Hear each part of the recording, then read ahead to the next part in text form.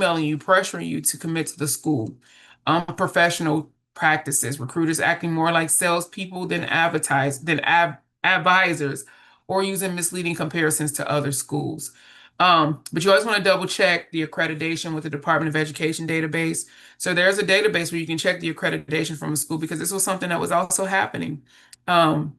With colleges, they had lost accreditation. So you want to be able to make sure that that is still intact. And that is where I'm going to put this information here. Like I said, I'm going to have all of this is down here. It's going to be in the link at the bottom here. But let me show you how you can check that. Let me go back. Okay. Let me show you how you can actually check it. Okay. Oh, it's not allowing me to click there. I created it, but it doesn't allow me to click. We'll go back. Hold on. Let me see if I can click it now. Nope. Okay. It'll let me click. I'll go back to it.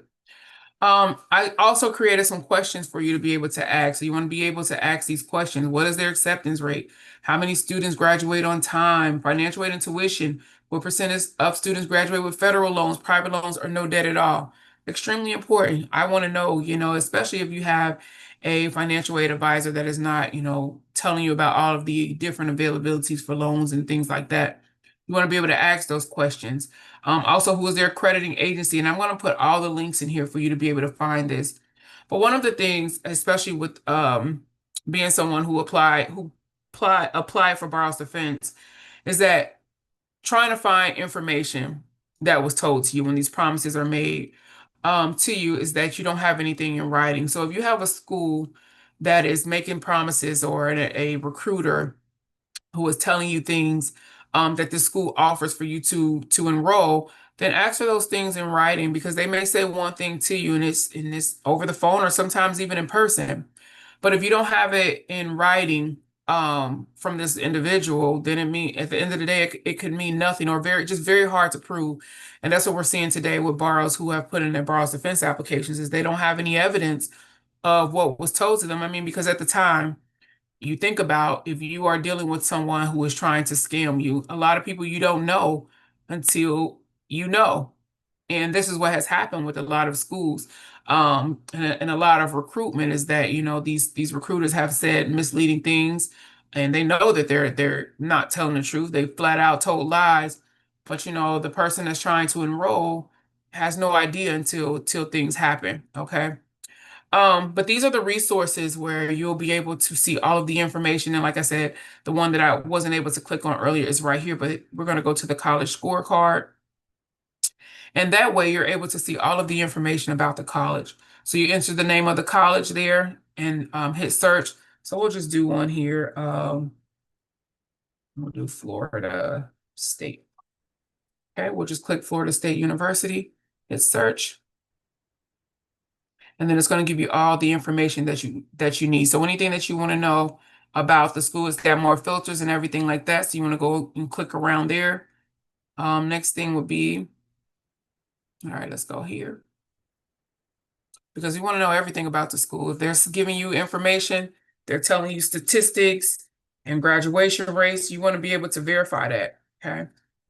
So, and this is for the accreditation because they have to be accredited with the department in order for them to be able to get the funds. But you want to take a look at that, all the different the universities that you are interested in and see who their accreditation is held with. Okay.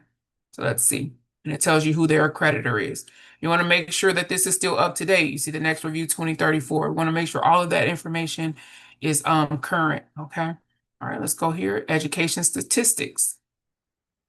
Let's click. Like I said, all of this is going to be same thing. Name of school. And search. All right. And click there. And it'll give you everything. General information. Talks about the federal aid, all of that. Their tuition and fees, everything that you need. So you can utilize that for that information there. But it's just important that, and then there's other sources I'm going to put in here, the Better Business Bureau, the CFPB. This is where you can go and look for your lawsuits and things of that nature. If you're dealing with a school that may have lawsuits or judgments against them, that's the other ways that you can look to see what kind of school they are.